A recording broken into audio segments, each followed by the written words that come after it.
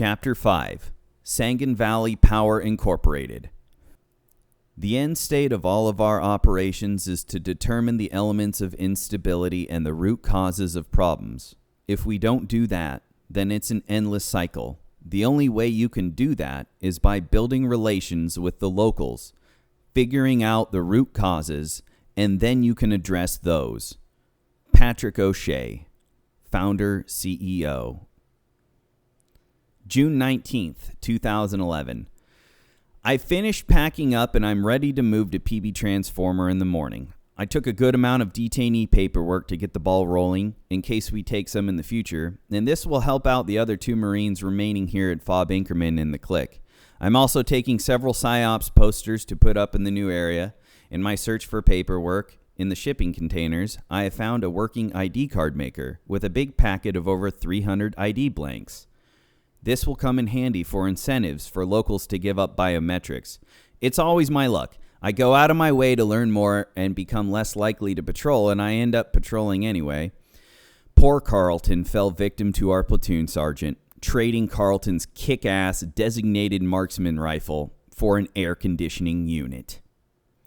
Carlton looks as if someone has killed his puppy. The rationalization of the transaction was absurd. Notably, 3rd Platoon's commander at PB Transformer was relieved of command for numerous reasons, generally for lack of competence. On more than one occasion, the counterintelligence Marine would go into the Inkerman command tent, or COC, and openly complain about 3rd Platoon's commander running sources. Specifically, the platoon commander was offering local Afghans money to seek out information, which is unlawful and an example of coercion. The battalion gunner, Chief Warrant Officer Marine, will be taking over the command of 3rd Platoon at the newly constructed PB Fahim. Yes, the guy's name is Marine, and given the battalion's high rate of injured, an uncommon measure had to be executed. This was a rare moment in war where a warranted officer was taking over for a commissioned officer. June 20th, 2011. We are in PB Transformer, and it's a great change of scenery and pace. We work hard, but we work for ourselves now. The changing of the guard with 3rd Platoon was quick as they were busy heading north to PB Fahim with the rest of their gear. My ongoing task is to clean up this place and add to the force protection. There is a hill to the south that has direct observation into the base. Hopefully, no snipers choose to take us out. The base has 2 entry control points, one for the Marines and one for the A&A. Both entry points are in bad shape and in need of some serious force protection. This place has a garden in its heart with some pomegranate trees and grapes. Surrounded by a square brick perimeter is an elevated patch of grass. There are a few different types of plants that grow along the brick perimeter, such as a rose-like desert flower that is black.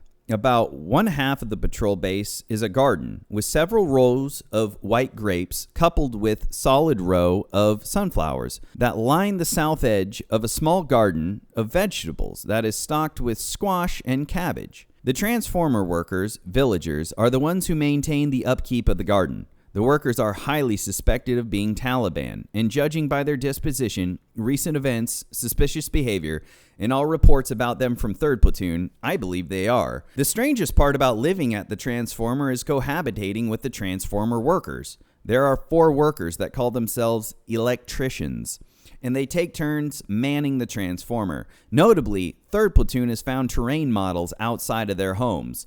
A terrain model is a scaled-down model indicating the layout of the base, including little wooden blocks to represent the vehicles.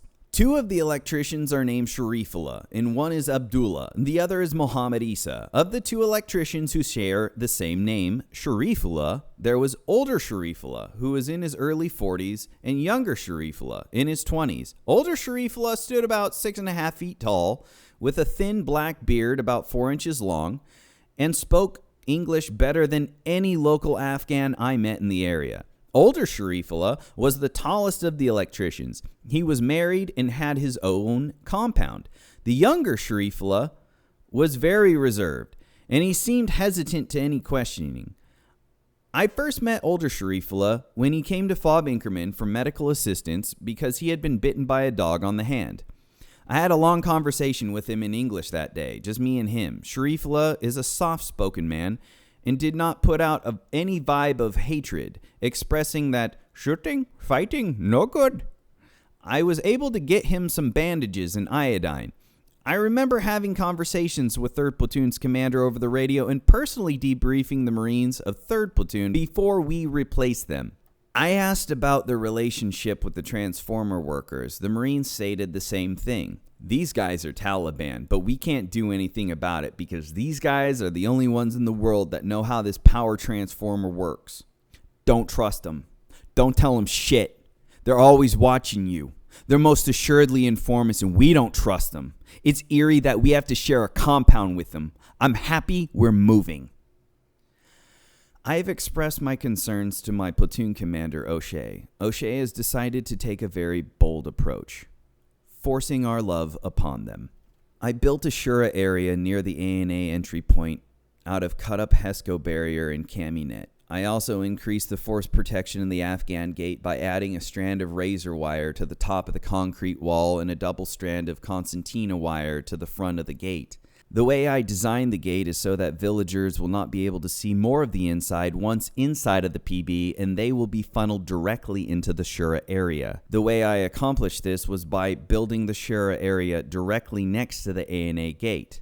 Once the gate is opened, it meshes with the entrance of the Shura area. The ANA gate is especially sensitive because it's directly outside of a populated frequent road of automobile traffic and a bazaar, making it very prone to suicide bombers. Outside Patrol Base Transformer is a short dirt road about 500 meters long that crossed over a canal, past a destroyed compound, then drastically reduced in width into a walking path as it disappeared into the first tree line.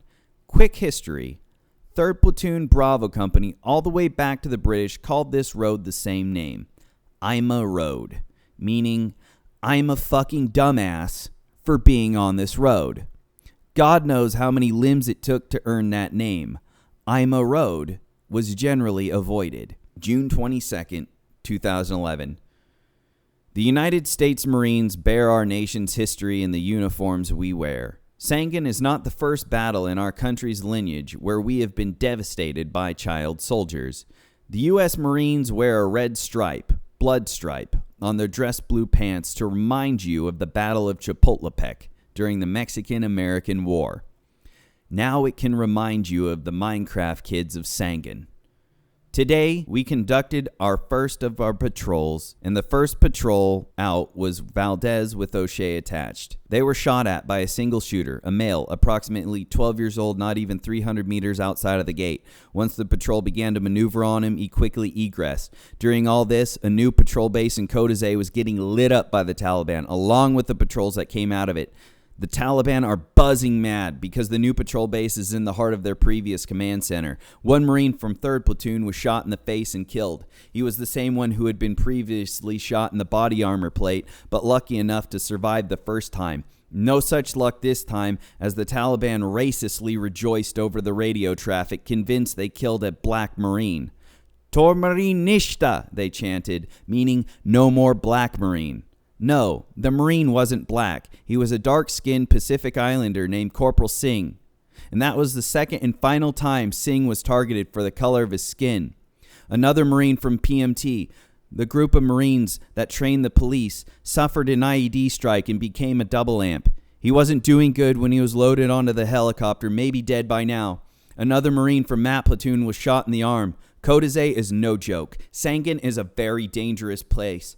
Most losses in Kodazay are from gunshot wounds and very few IEDs. This leads me to believe that the Taliban are exploiting our standard formation of the Ranger file while exploiting our fears of IEDs. The fighting still rages in Kodazay, but hopefully the new PB will keep the Talibs occupied kinetically up there and not flood south again into Mohawks area. The way we can focus our patrols on the people and counter IEDs. But if those butthole lickers want to get froggy, then we're going to send them to see Allah. I built with some decent rapport with the ANA that 3rd Platoon hated so much for being lazy. I got them to help me with the building of the Shura area, which was no easy task. I was impressed myself that I was able to get them to do anything. I helped establish rapport by giving one an old watch that I would never use, but it meant a lot to him. Then I took one of the PSYOPs posters and showed them that I was going to put it outside the base. They loved the poster and wanted it posted, so I used a ton of spray adhesive and put it up on the wall facing Route 611. Later that evening, the lieutenant and myself had a long conversation with the transformer workers while I collected their biometrics. Through my series of questions, with some help from GQ, the workers informed us that the transformer in the compound was built by the Taliban, and the workers and their fathers were hired by the Taliban to work on the transformer. However, now they work for government of Afghanistan. There were 3 workers on call that night, and most of the talking was done by the oldest man. Every question I asked was deflected to the older man, Mohammed Isa. June 26, 2011. Today, I went on patrol in the green zone. It was nothing eventful. I really liked the scenery. It reminded me of the ride at Disneyland called Splash Mountain. The ride starts out with all the woodland creatures happy and singing. Then the ride gets a little faster and eerie with the fox creeping around. Then a happier atmosphere with the woodland creatures together singing zippity-doo-dah. Just like on patrol in the NGZ, it starts out with the normal atmospherics with the villagers going on with their farming and pattern of life. Until patrolling further into the green zone near the tree lines, it gets very eerie. Some sketchy narrow footpaths leading to disturbing bombed, destroyed, abandoned compounds with big fast-flowing canals that reminds me of a water ride. While thinking that each step could be my last and trying not to visualize getting blown up for someone else, anxiety, I think. This is stupid. Why are we on this path? I would just rather wait in the canal. Then suddenly a squad of Marines out of PB Fires gets into contact 1,000 meters past the southwest tree line, a machine gun and 203 rounds cracking. We never take the footbridges unless we see locals go across them first. We never cross a canal in the same spot twice because you can bet there's an IED. I use my tracking skills to try to step in every footprint the man in front of me laid until I see another shaving cream mark. It's very intense for everyone when we cross near the alarming footpaths and alleyways. I just keep thinking to myself, why am I doing this? I have more to live for. Then after the nauseum of fear, I see the locals farming and playing their music on their little mini speaker players. Kids on their footbridges over the canals, smiling, waving, demanding chocolate, and being friendly. Then the nerve-wracking ride is over. Until next time, still, the gnawing lump of anxiety never ends. The atmospherics are very friendly in the villages near Transformer. The magazines I got from PSYOPs seem to work well. The locals here are quick to give up the Taliban and willing to lead us through eerie areas, chastising us. Talibanista, meaning no Taliban here. We patrolled by a wedding that was being held by the squatters living in a small, single-story brick school near the patrol base, and we were given food. The chicken was amazing. The rice was okay. I don't eat the bread because they knead the dough onto the oven grates with their feet. Life is simple for these folk and full of hard work to make a living in a dirt farm. June 27, 2011. The Taliban have been taking bursts of sporadic machine gun fire at our patrols and posts. Twice a day, the posts are being shot at by the same 2 individuals with a weapon presenting themselves without cover or concealment as they shoot at the post. The same 2, I'm sure, that have been shooting at the patrols, all of this with the intention to harass. One Marine was struck by an IED in 1st Platoon. He suffered multiple fractures to his femur, no amputation. Additionally, we heard that a Marine in Charlie Company was occupying a night OP when he rolled over in his sleep onto a pressure plate. It blew him in half and he was killed. Later that evening, with my ID card maker, I created IDs for the electricians, and they were ecstatic. We had dinner with them and shared stories. Early on the patrol, I learned that Sharifullah was revered as a doctor in the area. When I had dinner with him that night, he explained to me that many years ago, the UN Peacekeeping Corps came to Sangin and taught him how to give farm animals inoculations. It doesn't take much to earn the title doctor in Sangin. Sharifullah didn't smoke and was very scientific about documenting all the power changes in the transformer in a book. Sharifullah was a literate and kind man, very soft-spoken, and is always inviting us to dinner. During visits, Sharifullah would constantly look at his watch and wait for alarms the transformer would give out. When the alarms were sounded or timeline met, Sharifullah would stand up and tend to the switches on metal racks. Where the electricians lived in the transformer felt like a 1980s computer server farm. Mohammed Isa was the oldest of the electricians, one of the original Taliban who created the transformer. He was in his late 50s or 60s. He had an interesting way of smoking cigarettes by making a fist with his cigarette in between his fingers and smoke out of the hole of his fist, conveniently resulting in the cigarette or marijuana joint being shared without even putting it to your lips. Mohammed Isa has a sassy personality, plenty of missing teeth, 13 to 16 children, and a few wives. I say 13 to 16 because I think 3 had died. He just didn't know how to articulate that at times. June 28th, 2011. In life, just like in combat, if you're going to miss, it's better to miss low. 1. The impact of the round in the dirt serves as a reference for shot adjustments.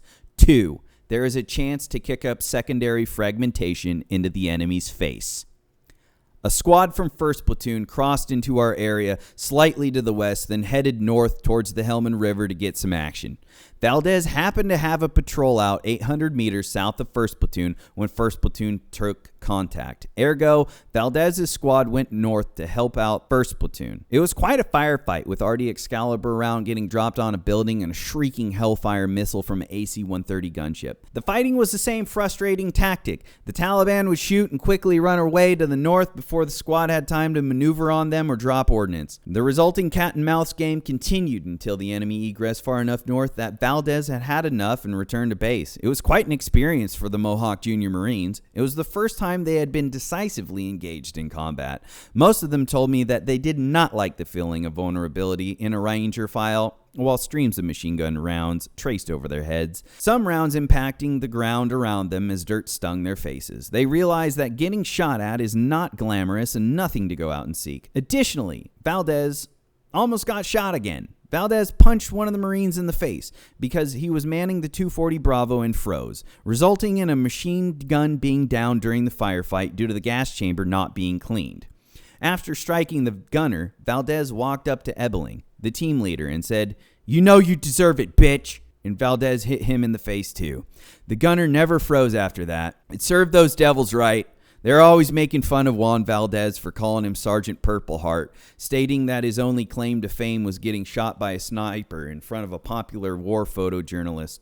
Back in Karma, Iraq, 2008, the journalist took a lot of photos, and some were artfully converted into animations. For the longest time, a simple Google search of Marine versus Sniper was populating photos and memes of Lance Corporal Juan Valdez being saved by his squad leader while laying in the road with a bullet wound in his chest. Juan got shot because he was carrying a large radio on his back. Radios and pistols are historically indicators of leadership. The radios we take on patrol in Sangin are small and handheld. The antennae are whip-like and can be weaved through our gear for concealment. I digress.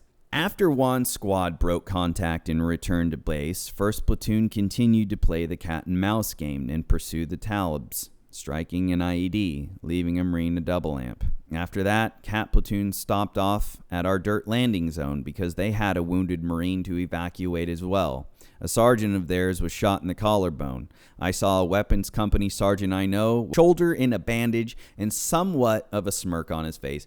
I could tell he was happy he got a $1 million wound. I watched as the medevac bird landed quickly and took right off. Those helicopter pilots are fast, and if it was up to me, you wouldn't go home for wounds like that. You'd stand radio watch until you were better. Then today, a Marine from 3rd Platoon was shot in the chest and killed during a firefight in Kodazay. Yesterday, a kid told a Marine on one of our patrols that the Taliban have scopes on their rifles as he pointed to the optic and the saw one of the Marines was carrying. With all the information piecing together, it's safe to say that there is an active sniper in the area. The way to defeat the Taliban at the cat-and-mouse game is to reverse roles. By that, I mean don't maneuver on the enemy. That is what they want you to do. Withdraw to the next tree line and set up an ambush. If the Talib's ego and bullishness will force them to maneuver on us, then commence the ambush. This was almost successful with 3rd Platoon. The only thing that gave them away was their desert Kevlar covers amongst the green tree line. The reason 3rd Platoon knows that is because they could hear the Taliban talking about it on their radios. Therefore, my platoon has switched our Kevlar covers around so they are green. Since the almost successful ambush, it's never been tempted again. June 28, 2011.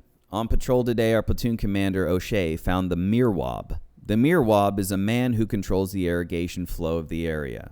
O'Shea was smitten as he talked to the Mirwab and made this dirt farmer feel important. He invited the Mirwab to all events we host and wanted to have more dinners with the Mirwab. The Mirwab loved us. O'Shea expressed how difficult it was to find the Mirwab on last deployment to Nawa, Afghanistan. In O'Shea's mind, the battlefield was like a monopoly board, and we're trying to own all the utilities. Now we have Sangin Valley power and water. We have received a bomb dog and a human handler at PB Transformer. The bomb dog is supposed to clear trails, but we have no use for the dog since we generally don't go on trails. The dog handler is a Marine corporal and is not an infantryman. He's an engineer. While the concept of an explosive sniffing dog is novel, the dog will cause your heart to stop when you think you see a pressure plate, as you're intently focused on the ground. Suddenly, the dog flashes past you, running. Sergeant Lucky is the name of the dog. He's a pure black lab and a good boy. June 29th, 2011. The morning was a little crazy when Mobile Assault Platoon or MAP was driving by our patrol base when they were decisively engaged by the Taliban with automatic weapons. The Talibs were to the southeast in the brown zone on a hill overlooking PB Transformer when they opened fire on MAP. MAP called us over the radio asking for some backup because they saw a suspected bomb en Route 611, 50 meters south of PB Transformers Post 3. I gathered a group of Marines and we were out of the gate in a matter of minutes. I took one element up the hill to the south. Mickey Mouse took another element and cordoned off the north. Upon cresting the hill, I saw a mass exodus of villagers heading north about 800 meters away and a white two-wheel drive truck driving east into the desert. Before the truck took off, I saw one military-age male run and jump into the back as the truck was quickly driving away. That was the end of the chaos. After posting a few Marines on security on the hilltop, I went back down the hill to Route 611. I met up with MAP and got their story. MAP platoon had 4 men in their 30s, zip-tied and blindfolded in the back of armored vehicles. Story was these 4 men were seen slapping around one of the young Taliban shooters from a long-range inspection camera, or gyrocams, that they have on their vehicles. All MRAPs have gyrocams, except ours don't work. All MAP wanted to do was take these men into questioning about the incident. I was dealing with the 15 crying kids saying that their dads were in the back of the trucks and we needed to let them go. I did my best with what Pashto I know in pointy language to explain that their fathers will be back tonight. While still in a cordon and waiting for EOD to arrive, I decided to administer the X-ray test to the 4 persons of interest. I only tested for gunpowder residue and found negative results, so I threw the first samples outside the vehicle as trash. I had taken 3 samples, 1 of each hand and wrist, and 1 from each cheek. After I confirmed that they tested negative for gunpowder residue because the samples were the color white, indicating no chemical reaction. I tossed the samples out of the vehicle. Shortly later, I jumped out of the vehicle and I noticed the samples on the ground. The sample papers had changed color to pink, indicating positive for gunpowder residue. I had not let the samples wait long enough for the chemical reaction. EOD responded and concluded that there was no IED in the road. We all returned to base with the detainees and were transported to Inkerman with a plastic evidence bag of pink tabs.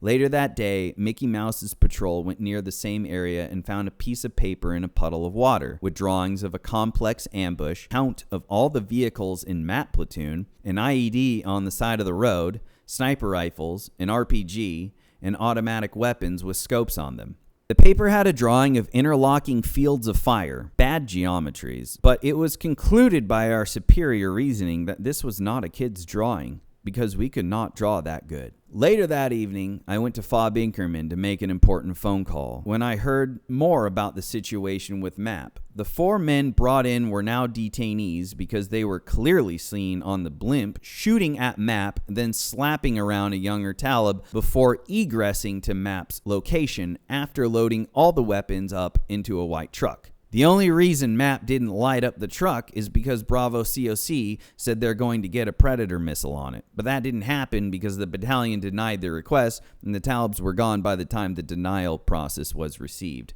At Inkerman, I want to call home, and I was about to, but Alpha Company took a casualty, a single amp from an IED strike. And now we are in River City again. No phones or internet. June 30th, 2011. Mickey Mouse told me, at least I made it through June unscathed. Still, almost halfway done, and shit's still crazy. Today, someone was killed and 5 others injured. From whom? I don't know. Not from Bravo. Did I know any of them? Method of injury? Unknown. Severity of casualties is a mystery, and that's what it's like being stuck in a PB away from the info.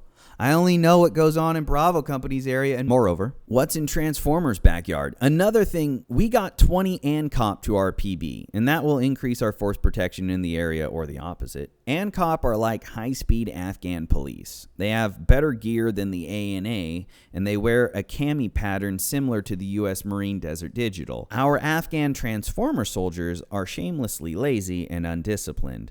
They would often lie around and just fall asleep on patrol. There's a group of them that get one guy high on heroin and they all take turns gangbanging him. I will give it to Captain Ahmed's ANA group in Inkerman. They don't get high on heroin, and they generally act more disciplined. While on security, they don't shamelessly lie around and fall asleep. But the ANCOP are even more nasty than the ANA. They defecated all over our Transformer dirt staging area and left in the Toyota trucks they arrived in. Just shit everywhere and left. Of our Transformer ANA soldiers, only a few are good to go.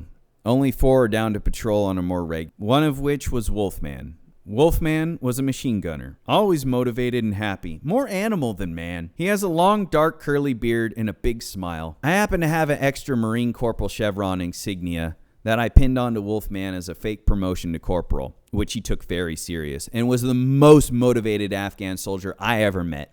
Awkwardly, the Afghan soldiers would sit together and cuddle while holding hands, stroking and placing flowers in each other's beards. Most insist they are not homosexual. Even though they are interesting, when we patrol with the ANA, I feel more safe because the locals like the ANA. Maybe it was the small pink flowers that decorated Wolfman's beard, but we never got shot at when I had the ANA on patrol. Contrastingly, getting them to do an overnight operation was out of the question. They flat out refused to go with us on night ops. Today, I did my laundry in an ammo can. I like the 81mm mortar illumination round cans for doing laundry because they have much more volume for water. Plus, they're more ergonomic to shake and drain. My anniversary is coming up, and I don't think getting to call home will be an option for me. We have no satellite phone here, and I highly doubt that I'll be going to Inkerman anytime soon. At the rate the battalion is taking casualties, I think we'll be in River City every day. I had dinner with the electricians tonight. Mohammed Issa loves porn. Turns out Marines are a mobile porn hub, and porn is worth its weight in gold and Sangin. Gigs of porn we brought him, as Mohammed Issa would watch on his little TV, and he would manage to get the porn playing from a thumb drive. He would sit in his couch smoking his fisted cigarette with missing teeth, happy as a clam as he enjoyed the smorgasbord of grade A American porn.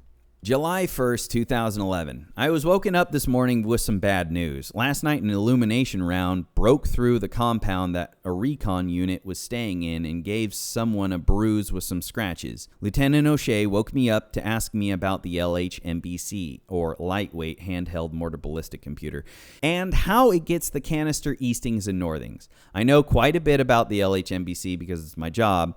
I don't know the mathematical equation that calculates the canister fall grid. The illumination round, when it's in the sky, pops open and 2 separate pieces fall from it, the body casing and the tail fin. I don't know what piece of the round goes to the calculated 10-digit grid, but it's important for the FSCC, or the Fire Support Coordination Center, to know this, so these things don't happen. With this happening, Lieutenant O'Shea had to go to Inkerman to do a report as part of an investigation. There's always 4 different things that could go wrong to affect the accuracy of a mortar. 1, the forward observer. 2, the gun line. 3, the fire direction center.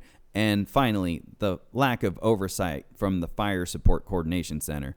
Luckily, no one was severely injured, and I got the straight story once Lieutenant O'Shea got back. It wasn't a canister, it was an illumination round itself that busted through the roof in the compound that the recon was staying in. A recon element was set up in a night OP in a compound and called for continuous illumination. Recon saw the rounds impact around them. Illumination rounds should not impact unless they're shot on point detonation, which in this case they were not supposed to be, yet didn't call cease loading until 4 rounds later. The final bullshit conclusion as to why this happened was because the rounds were wet. They tried blaming 3-5 for having rounds uncovered in the rain and then sealing them back in ammo cans.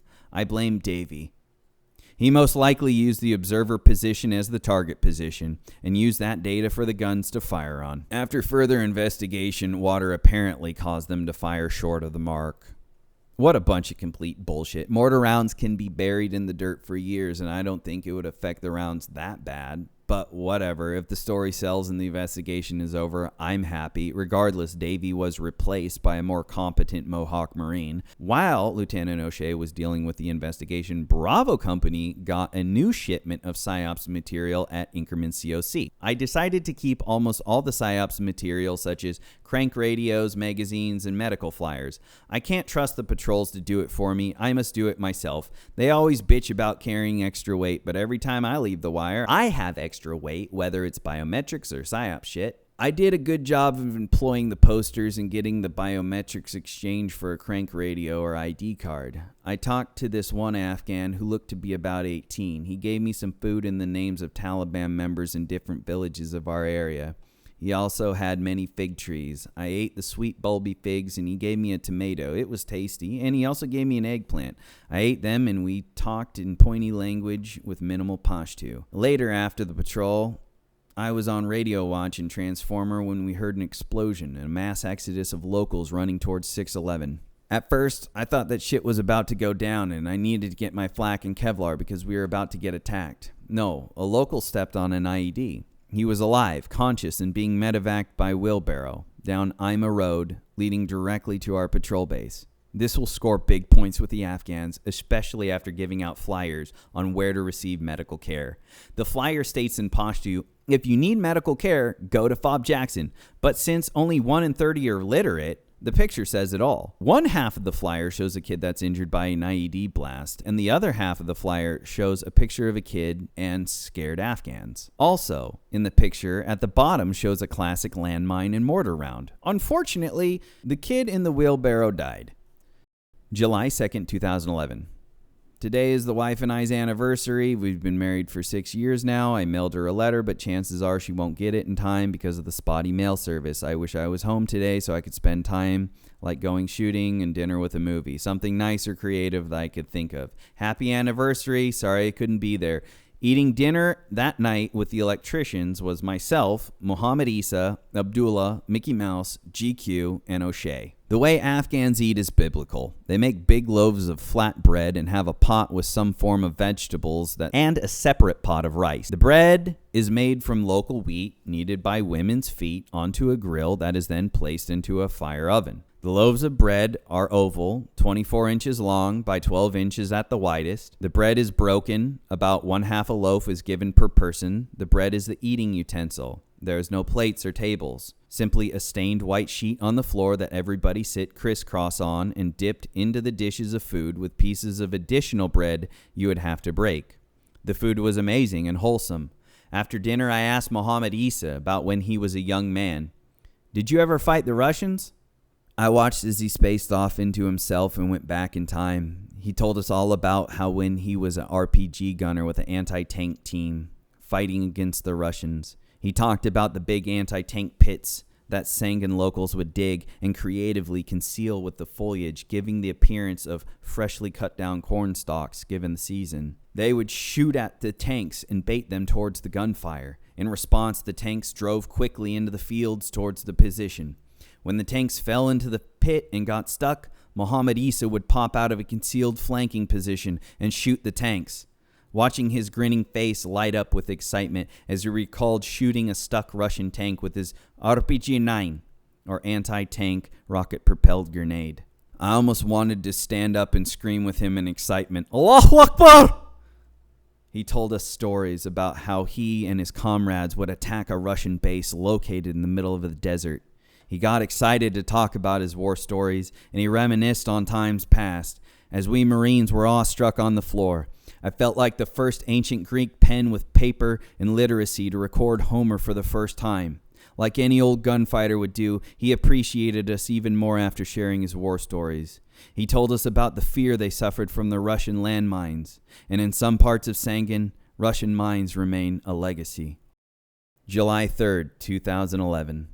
I was woken up this morning to go out on patrol because supposedly the battalion commander was coming to our position to promote Lieutenant O'Shea to captain. The battalion commander never came in time for the patrol. However, weapons company commander Captain Heisman did. We started off the morning by conducting a checkpoint at Route 611 until I had my daily quota of 10 biometrics enrollments. Then we pushed west, and the atmospherics were positive until we pushed past the second tree line. Some kids were herding livestock east towards 611, and I saw one family heading that way as well. Seeing the family leaving was the first indicator to me that there might be an attack soon. It was the hurried purpose in the way they moved that pinged my intuition. When we pushed one tree line to the north of the previous position, we were attacked. I was set up in a nice cover and concealed position in the tree line along a 3-foot-high mud wall. From the vantage point, I watched our other element that was crossing the field get lit up by automatic weapon fire. I was impressed at the responsiveness that the Marine element displayed at laying a base of fire. I just kept yelling the direction and distance. I know from being in the COC back at Inkerman what is needed for any firefight. It's important because it helps the COC pinpoint the area in which you are taking contact from and helps direct air support assets. We are taking fire from 3 different positions. I pulled out my compass and got the azimuths to each one and yelling the information back to the person with the radio. Kneeling where I was, I wondered if I was near a pressure plate because I was in a sweet position. I fired some 203 rounds from my grenade launcher in the general direction. The attack came in 2 waves, and the first one was the most intense. By the time the second wave came, security was set up so well that one of the security elements was able to interdict in a very rapid and effective manner. We got Radbin report from Inkerman over the radio that the Taliban are getting more ammunition. The lob or line of bearing from Radbin report was going directly through the building, and I got information on the names of the Taliban from a lead 2 days prior. I thought it was odd, but I don't think the lead was Talib. I think he knows that his father is Talib, and he's likely doing it, and he doesn't like his dad doing it, so we should pay him a visit later. After the patrol, the battalion commander came to Transformer to promote Lieutenant O'Shea to captain. The battalion commander, Lieutenant Colonel Savage, is a taller man with brown hair, whom towered over the 5-foot, 8-inch, blonde-haired 26-year-old of Irish descendants. After the promotion, we convoyed in our vehicles to Fob Nole to get some more supplies. I got more PSYOPs propaganda to litter over the area. I'm willing to bet that I'm the only person in the battalion that takes PSYOPs seriously. I litter it everywhere. Stationed at Nole is a U.S. Army corporal with Psychological Operations Command. He is my dealer. He has a scraggly beard because PSYOPs is under Army Special Forces. Therefore, he can grow a nasty beard. A cringe-worthy soldier who is generally disliked by all the Marines. Fortunately, I convinced him to give me the battalion's allotment for the PSYOPs goodies. At first, he complained that I was oversaturating the area until he discovered that the rest of the Marines in Sangin tossed the materials directly into the burn pit. Now I have the battalion's allotment, all the little crank radios, flyers, and magazines. The Taliban love to rip down the flyers I put up. For example, the posts I had put up 2 days prior on patrol were gone, and we got attacked. Anyway, in Nole, I got some news that Sergeant Froker had been killed. I had known him from Edson Range. We had talked quite a bit throughout the workup. We were both members of 24-Hour Fitness, and we would both see each other there on occasion and talk. He was a squad leader with Alpha Company and a very smart individual. I didn't think he would be killed or severely injured of all people, but it is another reminder that minds don't discriminate. He was on his radio setting up a landing zone for a medevac because one of his Marines was injured from a grenade tossed over a wall. Froker made it to line 2 of the 9-line medevac request. While walking around talking on the radio, not paying attention on the ground, he stepped on a pressure plate. He was blown in half along with one of his arms. July 4th, 2011. It's the 4th of July and we're in op minimized because air support in Helmand Providence was diverted to Lashkar Gul because of a British soldier was captured, reducing our operations to only traffic checkpoints outside of PB Transformer on Route 611. Later in the day, we heard that 2 people, I don't know if they're friendly forces or what, were kidnapped 1.5 clicks north of our position.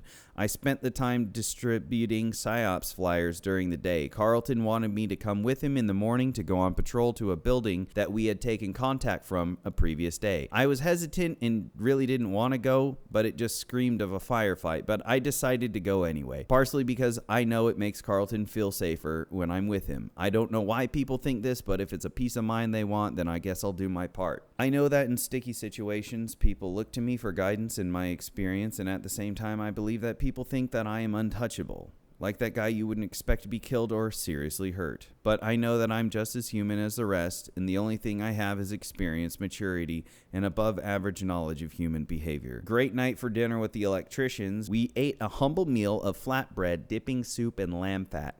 We watched some Bollywood DVDs with them. Most were filmed in Pakistan in the Dari language. The electricians could understand Dari, even though they spoke hillbilly Pashto. But they were an interesting glimpse into their world. That night, one of the electricians, Abdullah, conducted a business deal and sold his 13-year-old daughter to Muhammad Isa as a wife. July 5th, 2011. We stepped off on patrol at around 4:45. As daylight was peaking, we headed northwest to Quebec 5 Gulf. Captain O'Shea came in at the last minute as we headed off. My purpose was to put up PSYOPs flyers on compounds and harvest biometrics. I had my typical loadout with an assault pack of PSYOPs magazines, flyers, stapler, and a hide system. The flyers had consisted of a drawing of different types of munitions and a warning children should not pick them up. The other two flyers I have are of a Taliban man dressing in women's clothing, which is a common tactic they do so they don't get searched. The last flyer was an A&A promotional thing to get people to believe in their government. We continued to do our bounding overwatch/ranger file, which at first I thought was necessary in some places and unnecessary in others. Now I'm convinced it's always necessary in the NGZ. Bounding overwatch is using 2 small satellite patrol teams of Marines. One team would go to a location and set into position, leapfrogging past each other and confusing the enemy as to the location of the other element. As we pushed northwest and crossed the first tree line, I saw a local man farming his field and suddenly freeze. He dropped his shovel, turned towards the village of Kodazay, and began speed walking. In the distance, a few other farmers in the field were slow to catch on until the local informed them with his mouth. They ran towards their homes. Within 5 minutes, locals of the village of Kodazay scattered like roaches on all modes of transportation east. As we headed further to the west towards the village, they left primarily on foot, motorcycle. Some families toted wheelbarrows full of kids. The eeriness after the exodus is always terrifying. My senses began to heighten, and anxiety flushed my stomach. One of the Marines noticed a motorcycle stop at a compound and give a woman a red piece of paper. That woman quickly put her kids into a wheelbarrow and took off with the others, as numerous smoke signals were erected in the sky. Captain O'Shea was no fool. He had talked about this at length, how we should not walk into an ambush, and we should not pursue the enemy. While the rest of the Marines and the Marine Corps would boldly pursue, walking into a blatant ambush and continuing engaging until the enemy is destroyed, as per doctrine. O'Shea said, "The chase is the femme fatale.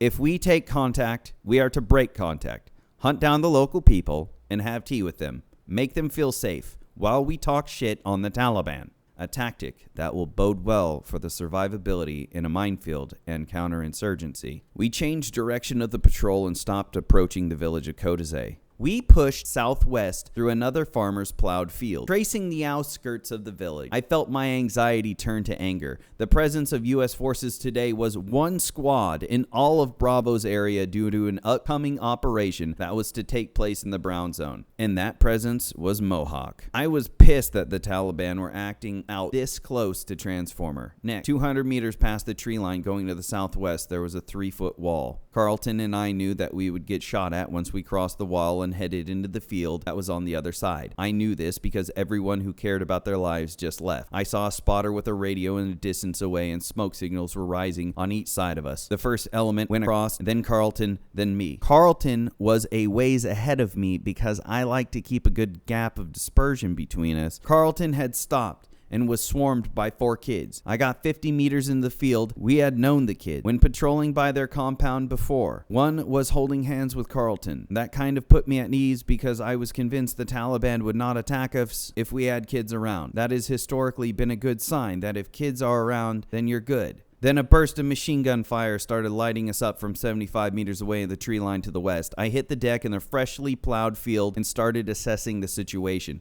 The Talibs were shooting at Carlton and the lead element with rounds cracking in their general direction, and that's why I like dispersion. Carlton called me over to him and I began maneuvering towards him. He seemed to be pinned down well, and he was stuck behind a haystack, which only gives the illusion of cover. I ran as fast as I could with a backpack flopping from side to side. After about 10 steps, the rounds started cracking past me. I hadn't experienced running and being shot at since Iraq. I had only made it about 25 yards before I felt myself going down. I lost my footing in the freshly plowed field with all the weight of my gear and backpack throwing me off. I fell face first into the soft plowed dirt. As I hit the deck with rounds still being fired at me from the tree line, I quickly realized that I was facing the direction of travel and turned my body towards the direction of fire, every turn thinking, shit.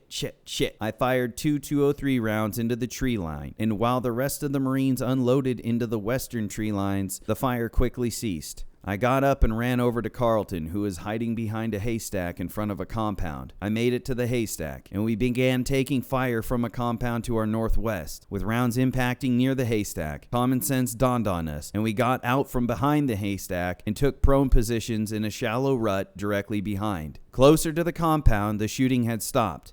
"A kid's been shot!" yelled one of the Marines from behind me. However, tunnel vision gave the auditory illusion that the voice was coming from the enemy firing position. Therefore, I thought I shot a kid and was temporarily petrified. The sweeper, Lance Corporal Cameron, was taking the injured kid into the family's compound, which was only 15 meters behind us to the east. Then our last element began bounding towards us. They started to receive fire from the same compound to the northwest. Cameron, who was taking care of the kid, had yelled at us, "The kid's not doing good!" I ran over to the house to render aid to the kid. I noticed the bright red, frothy blood spot on the ground indicating a lung shot. It seemed like a surreal HD movie. I ran over to the house and saw the kid laying on the ground, the mother rolling on the ground hysterically, brothers and sisters screaming, and the father going off in Pashto. The kid suffered a sucking chest wound. Lance Corporal Cameron, who is the sweeper for the squad, the guy who carries the metal detector, had been rendering aid to the kid, and I asked, "Is he alive?" Cameron said, "No." "Did you check his pulse?" Cameron, with his hand soaked in blood, "No pulse." I asked, "Is he dead?" "Yes, Sergeant." Shit. I looked around and saw a wrapper for an H bandage next to Cameron, which is not what you use for a sucking chest wound. But I don't blame Cameron. He did the best that he could with what little he knew, and this was an intense firefight. With a 7.62 round to the chest of a small child, along with the pink frothy blood trail, the boy's lungs are most likely liquefied. Additionally, a 7.62 bullet wound to the leg, the kid is dead. Poor Cameron. He's only 19, and the concept of war was very new to him. I would have never had the heart to tell him that he was not supposed to use an H bandage on a sucking chest wound. The kid was dead, and poor Cameron was truly helpless to save him, and I believe he suffered the highest psychological trauma that day. Cameron was forced to transition from a Marine Corps infantry minesweeper to a failed pediatric trauma doctor, a bona fide level of hell. Moreover, the cold hard reality was we were all truly helpless to save the boy. Even if we sourced a medevac helicopter, it would just be a routine pickup because it's a local. Nothing can bring the kid back from the dead. Our corpsman on patrol made it up to the boy and confirmed the death. For the United States Marines on the battlefield, the word for God is corpsman. However, I kept yelling for GQ. GQ! I repeated, as if I was screaming for the attention of the Almighty. Additionally, I cannot break the tunnel vision. It's so hard to break the tunnel vision. I was aware of it and not afraid. I was looking at the situation objectively and as clear-headed as I could, physiologically suffering the narrowing of my peripheral vision and disorientation of noise directions. I could not break its annoying grasp. I kept yelling for GQ. GQ! I yelled several times. He kept saying, "Right here, man." in a calm voice. It took him walking right in front of me for me to see him. The reason why we must scream at each other on the battlefield. I was very impressed as to how composed and stoic the father was through all this. He just wanted to put his son in a wheelbarrow and take him to the cemetery. However, the mother was hysterical, on her knees, and was slapping her older daughters as they came around to console her, as if the mother blamed the daughters for the younger brother getting killed. Lance Corporal Cameron had it the hardest, dealing with the dying kid, the screaming family going off in the hysteria. The child was about 5 or 6 years old, and the only thing I could think about was getting home and giving my kids a hug. I wanted to go home, and I was officially sick of this shit. I felt sorry for the Afghan family, and because this war and the effects of war are a real thing to them. This was their life, and I wanted to kill every Taliban. I didn't think the Taliban would do this. I thought they wanted to win over the people more than we. It's not like they didn't see the kids, because there was a group of them swarming Carlton. Foreign fighters don't care, and they're weak, so they acting careless with no regard to the people who feed them and give them shelter. Regardless of the situation and racing thoughts, I remained calm and carried on by stapling up PSYOPs flyers in the family's mud wall. There's been a lot of controversy with use of out-of-area fighters. The family was not notified by the Taliban to get out of the village for whatever reason. Maybe today's enemies didn't anticipate our direction change to avoid an ambush. The father was pissed at the Taliban. He was very stoic about it. That's a cultural thing with the Pashtuns. Showing emotion is a sign of weakness. I exploited the father for as much information as I could, screaming, "Do you want to avenge your son?" I don't think that got translated well. I tried to ask some other questions, but I couldn't think right. But he really didn't know much, and I am confident that he would have told me if he did. Regardless, we had planned to call a medevac for the kid, and we had birds in the air, but the father wanted to go and bury his son. I looked into the eyes of the crying mother as she rolled on the ground. I could see the pure pain and the wanting of revenge. I could tell that at one glimpse she blamed the Marines for being here, and the Taliban would have never done this if we weren't in her country. EQ, amongst the confusion, turned to me and said, "I'm sorry you had to see this." As if he was apologizing for the inhumanity of Afghanistan, as if he was finally accepting the Pashtuns as his fellow countrymen. I can handle getting shot at. That's my job. Decisively, the other human factors of war are the most difficult to overcome, and the event was like a scene from an HD movie. The gunfire had stopped, the enemy had left, and we carried on. We bounded back towards PB Transformer and spread the message that the Taliban had killed a child today, and we are currently exploiting that for as much as possible. Naturally, I've been putting up flyers on every compound I encountered. On the way, I told one sketchy-looking local of the situation and told him to send a message to the foreign fighters that when we capture them, we will not kill them. We will circumcise them, like Jews.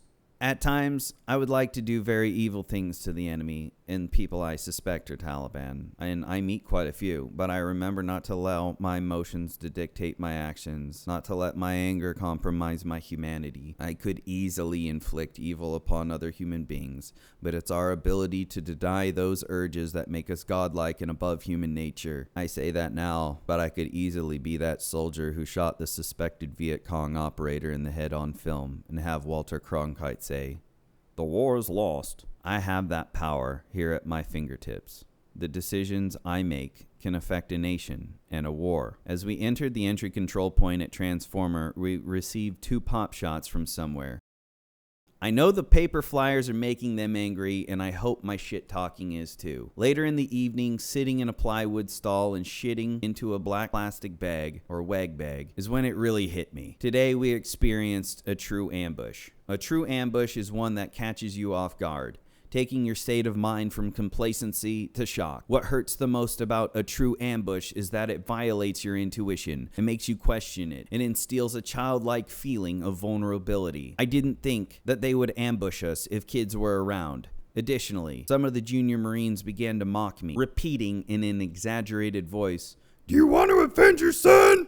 One of the amazing things that happened today is that we successfully patrolled through a minefield and repelled the enemy's assault with only the tools we carry. Most importantly, not one Marine was injured. July 6, 2011. Sergeant Lucky's handler is a lazy bitch and doesn't want to patrol. He informs the Marines that the dog will overheat and Lucky is not meant to walk through hot fields. He flat out refuses to patrol unless on the trails. We must sneak pettings from Sergeant Lucky when his handler isn't looking. If caught in the act of petting, his handler would bitch in a loud voice, "Don't pet him!" Annoyingly, when trying to be clandestine on patrol, the handler blows his dog call, an obnoxious kazoo, while screaming, "Hail! Hail! Lucky, hail!" giving away our position. Before we left the wire on patrol today, I lost my shit on that dumb corporal and told Sergeant Lucky's handler that he was indeed a lazy, cowardly bitch, and hunting dogs can outwork humans every day of the week, and man has been hunting with wolves since the beginning of time, and I have been hunting with dogs since I was a kid, and we are not going to use the trails, and we're going to continue to push through the hardest routes possible. Either be a Marine and patrol, or shut the fuck up and stand post. But you don't want to stand post because some butthole sucker in your command has convinced you that dog handlers don't have to stand post for some fucking stupid reason. As far as I see it, you're just a waste of space and nobody wants you here. I'm gonna pet your dog every chance I get. I'm gonna sneak away with Sergeant Lucky and cuddle him at night. That night, while standing COC watch in Transformer, I responded to radio checks. Check the Merc chat for intelligence information. When the connection is good, I'm able to correspond with other people at Inkerman. There is also a monitor that gives a live feed from a tall camera called the GBOSS, or Ground-Based Operational Surveillance System. I generally would sit and man the joystick of the GBOSS. The GBOSS has excellent capabilities, such as zoom for face identification at great distances. No more blimp feed or operator to talk anymore, just me and my GBOSS. Nighttime, no problem. I can't tell you how many hours of my life I've spent looking through thermal feeds or looking through the sleepy green night vision. Enough to separate you from reality. With thermals, there are two worlds, white hot and black hot, meaning the whole screen is black and everything is white, and everything white is hot, or vice versa. We don't own the night, we just rent it with humming generators. The loudest sound on the modern battlefield is the unified cry of Marines when that ugly green generator stops working. In fact, Bravo Company First Sergeant has promised to punish, via loss of rank, any sergeant of the guard if the generator ever dies from lack of fuel in Inkerman. After darkness fell at around 2100, I did my radio check with Mohawk Patrol out on the night off, then Inkerman. Then in the corner of my eye on the GBOSS screen, I see a young Afghan shepherd fornicating with his goat in the field. He was really going to town on that goat's ass. Usually the goats are penned up in the compounds before dark. He thought he was being sneaky, bringing the goats home late. 2 wars now. I have seen people fucking their goats in the naked eye, during the day, thermals, and night vision. This person clearly must not know about the GBOSS capabilities. I watched in white hot as the vapor trails begin to rise between the shape of the goat and the human. The whiteness increased in brightness. Often, the goat herder teenage boys have been caught in the act of fornicating with livestock, primarily at night with the horny goat. Believe me, these goats can get horny. Patrolling through the villages, sometimes we encounter a shepherd boy and his goats. The goats will display their randy asses as they resolutely stood in the path and seductively began twerking on the legs of Marines. A residual kick was given to the goat, as well as a justified sex shaming to the shepherd boy in his native language from the infidel. Sta jiggy jiggy bazunalik, roughly translated to, "You fuck your goats, boy." Some teenage boys get red in the face and deny it, while some brazenly own it as they smoke a cigarette. What's an Afghan male to do in a land where everything is made of mud and all the girls look like blue blobs from head to toe? No internet and nobody watching, or so they think. July 7th, 2011. A squad from my platoon went to the same area to look for a piece of possible missing gear. In search of gear, they got into an intense firefight and shot 26 .203 rounds. High explosive wins the fight, and it turns out that the missing gear was never missing to begin with. We got some stickers in the mail from my dad, and it sparked a great idea for me. The kids always ask for chocolate, but we don't bring any because the children will attack you with speed and violence of action that rivals Africanized bees. The kids were a little hesitant at first as I put stickers on their hands and faces, but then they loved and wanted one. The stickers were foreign to them, and they quickly warmed up. I got mobbed, but the stickers are a great idea for PSYOPs, along with the flyers, posters, night letters, magazines, and hand crank radios. Tools of the trade for the social engineer on the battlefield. Kids eat candy, but stickers last. Simple things go far in third world countries. O'Shea calls me Goebbels and introduces me as such to other visiting Marine officers. Additionally, I have a big box of handheld lightweight plastic crank radios and no money. Therefore, I'm exchanging crank radios for cigarettes. The teenagers are willing to pay me 1 carton of Pine Light cigarettes for 1 radio. I was surprised as to how much they thought it was worth. What is money? What is power? What is influence? And techne. Money is an invention that represents human energy. However, when you close an economy, like in a time of war, the flow of cash becomes uncertain. An additional level of uncertainty is added when foreign currency is more trusted than the home nation's. When you reduce the economy, then the economy, like the Marine Corps, runs on favors. Power is anything that requires you to say, I could do that, but I don't have the power to do that. Influence is getting people to agree with leverage, commonly mistaken for power. However, techne is an ancient Greek word. Techne describes someone's technical ability to do something, like a valued trade or quick-witted genius.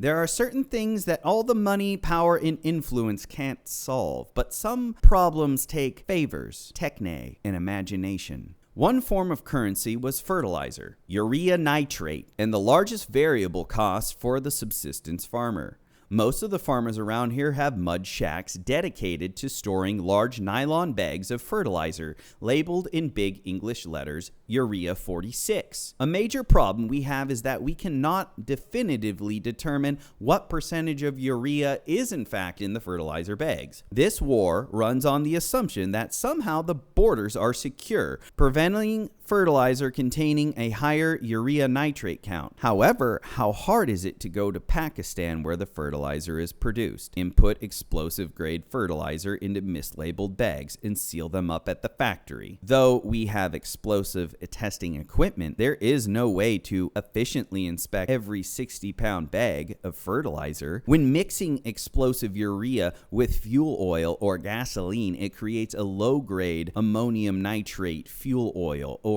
ANFO. It's the same explosive used in Oklahoma City. Because urea creates a low-grade ANFO, aluminum powder is mixed in as an oxidizer, causing a rapid reaction. Whilst out on patrol, the mother of the kid that was killed yesterday came to Transformer and told the ANA everything, and I mean everything. This is where reality gets stranger than fiction. The woman was the sister of the notorious Big T Talib Sharifat.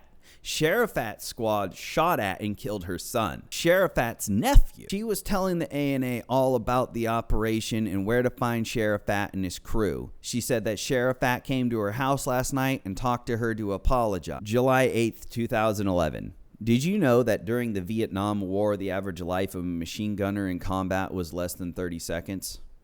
Hooray! We finally have green woodland marine pattern digital frog gear, or flame-resistant operating gear, frog.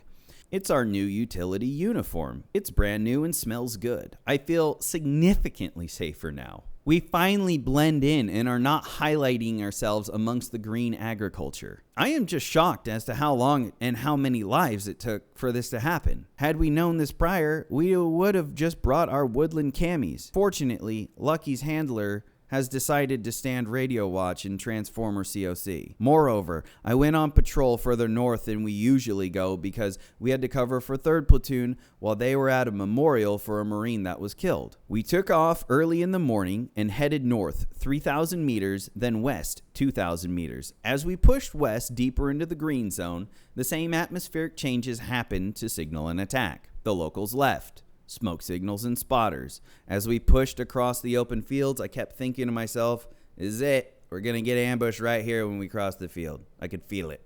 Our bounding method keeps us safer from attacks, but the only shitty part is that you don't know which element they're going to choose to shoot at when you cross the field. Next, we set up in a tree line and noticed a local male who was about 15 to 20 years old, walking by our position and looking at us as if he was trying to spot our location. We called him over several times, screaming, Delta Rasha, which means come here. Our section leader, Staff Sergeant Big Stu, chose to come with us that day because he thought he would get into a firefight.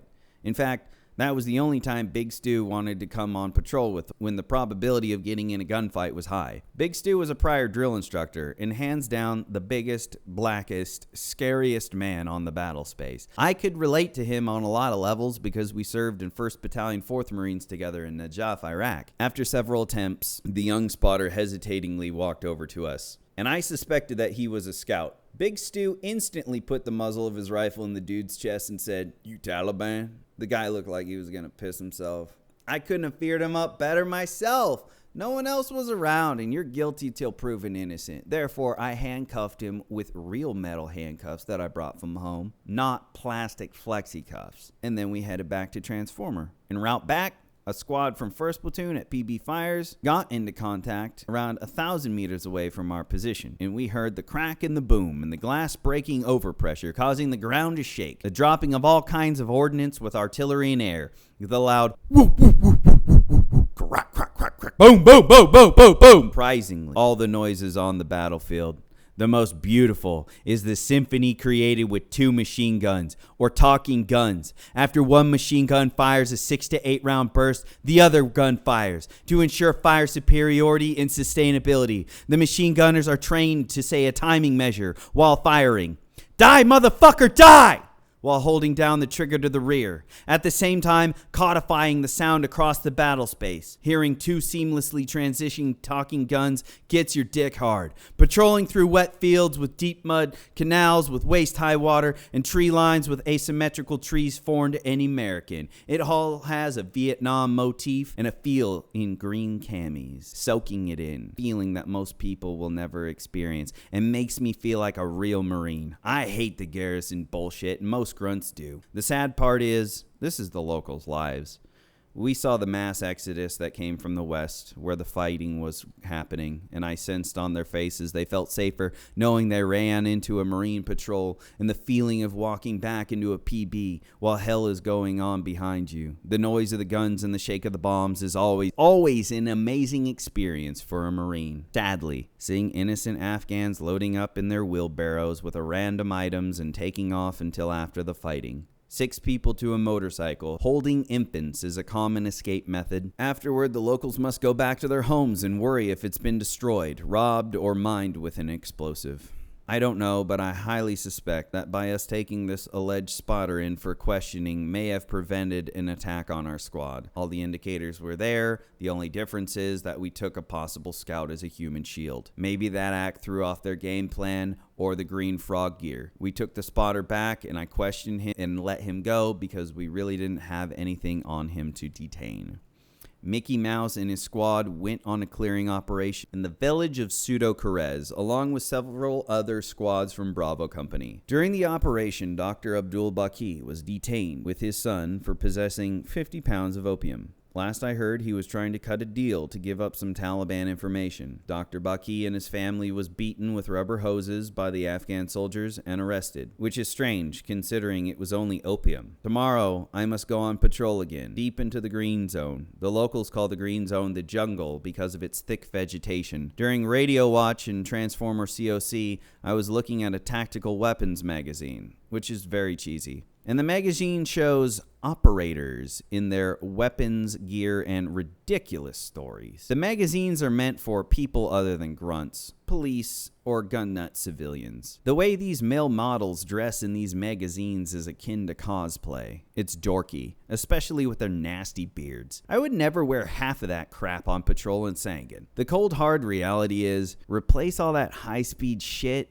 with tourniquets and green frog gear. My platoon and I, along with every other infantryman patrolling in the northern green zone, are the real operators. We are in the most kinetic province, in the most kinetic district, in the most dangerous area of Sangin, the NGZ.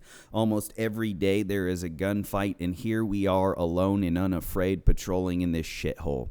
We are mortarmen by trade, 81's platoon at that, and not supposed to do this kind of work in a conventional sense, but here we are. Let's talk about special operators, the ones that come in at night, fuck shit up, and leave back to their fancy safe fobs. They leave a mess and more reasons for the local population to attack the patrols of Marines that must survive in that hell every day. You expect me to sit back and start sucking off special forces like the rest of America? You can go to hell. Notably, Marine Recon is directly to the north of our battalion's battle space, and they're getting fucked up so bad they're reduced to clearing zone and living in the shit like the rest of us grunts. Don't ever forget this. A motivated 12-year-old with a well-placed IED can devastate the best trained force in the world. But when I take a step back, I'm in disbelief and I can't believe I'm doing this shit again. It's like a horrible addiction that locks me in and all I can do is embrace it. I have kids and think, what the fuck am I doing here? Here I've worked my ass off to learn as much as I can to make myself indispensable, and now I'm in the shit with the grunts, is the saying. The problem is,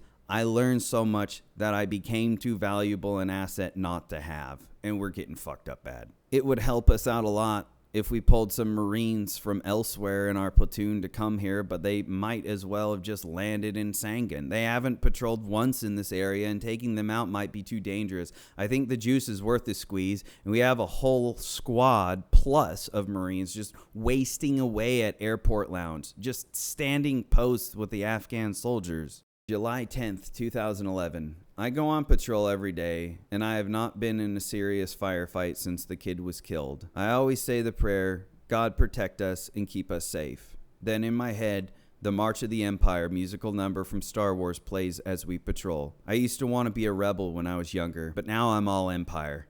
3rd Platoon was in some heavy fighting to our north, and 1st Platoon was in some shit to our south. The explosions heard from 3rd Platoon contact were close, and we were only one tree line away. Next, 3rd Platoon pushed south a little bit, and we set up a pretty sweet ambush position to kill any Talibs egressing to the south. No joy, but we carried on with the patrol. By the time we got into the area, locals were gone for the most part, but we didn't notice any exodus. We saw one possible spotter and a few smoke signals, and we started doing this new thing where we investigate compounds that put up smoke signals every time we meet somebody interesting who is very anti-empire. It is near impossible to gauge who lives where because these people are constantly moving around. One day you meet someone at a compound, but it's the cousin of someone who lives there and they say they own the house. But then the next day you meet the real owner, but they tell some bullshit runaround story. It's hard to ask these people a direct question or using a basic interrogative without them giving a bullshit runaround answer that doesn't answer any simple question. I ask the question again in a lot of repeat questions, a lot of direct and repeat questions, feeling confused and frustrated. Anyway, the compounds that we investigated today with the smoke signals all had locked doors, and when we finally got into one, there was 2 women who said they were making bread.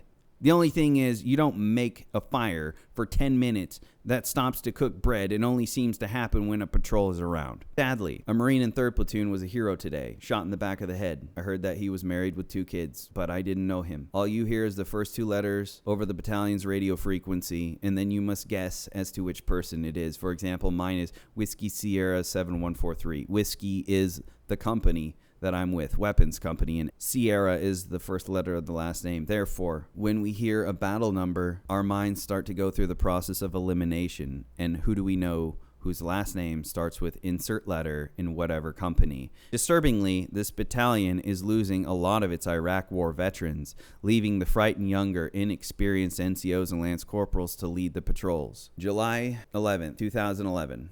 Today I woke up feeling great and full of energy, probably due to the amount of sleep I had the day before and last night. I went on patrol today with Valdez, and once again, everyone was in contact around us except for us. Maybe because we didn't push far enough west, and we had some more time restraints that made us go back sooner. But as we went back, we passed by Mullah Sheriff Adin's compound, and I called his name and knocked on his door, but no one answered. Then I slipped a flyer under his door, and I know a little kid grabbed it, and I told some of the kids in the best posture I could to tell Mullah Sheriff Adin to come to PB Transformer to talk to us. Carried on with the patrol, and I didn't think anything of it or expect him to come by, but he did. The first time I met Mullah Sheriff Adin was when Valdez detained him for me to question because he seemed shady. I questioned him and learned that he is just a goofy-looking fat guy with brown Coke bottle glasses. Turns out that he's a teacher in the nearby village of Mullah Khan. He expressed his concern that he didn't want to teach, he just wanted to teach at his compound, and I asked why, and he said that he didn't want to get killed.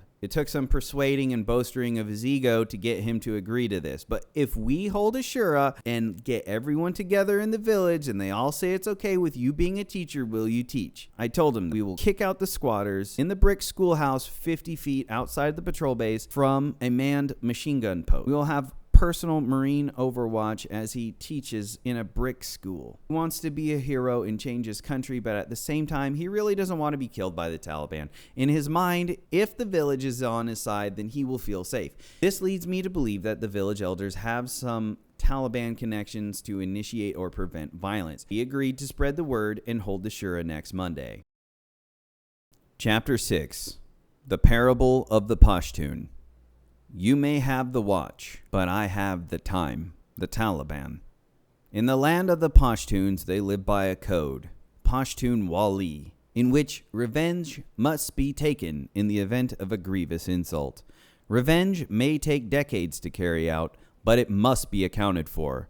During the day, a farming family had a member killed because of the day's fighting. Therefore, at night, the same family receives a greeting from their dogs barking and a stranger making his presence known. Approaching the family's mud compound from the outside darkness, a voice calls, "Brother, brother, all blessings be to God the merciful, to you and your family. May I come in and talk? You're hurting, I know. Knowledge of today I have, and mourn for you I do. Blessed is your house."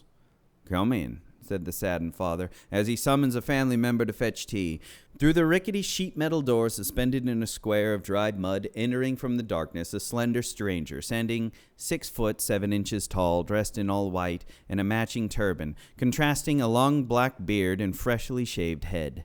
Flowing in like a spirit, with the dim glow of a cheap flashlight as he squats down, slowly gripping his popping kneecaps, matching the eye levels with his male host. "Introduce myself, allow me to. My name is Ghost Mohammed. In the pain you feel, I do. I can see you're a proud Pashtun man and you wear your turban high. You have a strong farming family with a great reputation. We didn't ask for Lucifer and his crusader worms to come, but bring he did. This is a community fight, brother. The jihad is among us, as you know." Sipping his freshly poured chai in a clear glass before setting it down, the father pondered emotionless. After the first drag on a freshly lit cigarette, the family dog barked in the distance and a young girl in red went to console it. Ghost responded in an exhale of smoke. "Now the big question for you is, how will you honor your family's name?" Ghost paused and followed up consolably. "You know what we need, brother. You know what God needs." The farmer looked down at his trembling hands and held out his palms upward towards Ghost's face. "Look at my hands," he stated. "Look at them. They're calloused. I'm a farmer, not a fighter." "I understand," Ghost responded. "And we're here to take away your burden of revenge. Work to the bone you are." The farmer paused, looking at the mat, and slowly raised his gaze to match the eyes of Ghost and stated, "I'm a farmer. I subsistence farm this land like my father and his father before him. Education, I do not have. Reading, I do not have. But speak for God, I know you do not. I hate the infidels, 'cause when they come, you come. My family members is killed. The bridges and roads get destroyed and I can't take my goats to market. Secondly, I hates the Taliban, 'cause when you arrive, the infidels come. Right now, I really hates the infidels, and I would fuck their wives with your dick. Howsome the fuck ever. One day, they's gonna leave. But what I really hate most about the Taliban is you think you's got the right to take away my burden of revenge. But you take more than just my burden of revenge. You take my home. You use it as a fighting position. I saw what you did to Marajan's home, or what's left of it. And there you won't. Take all my fertilizer, you will do." The father leaned in close to Ghost's face.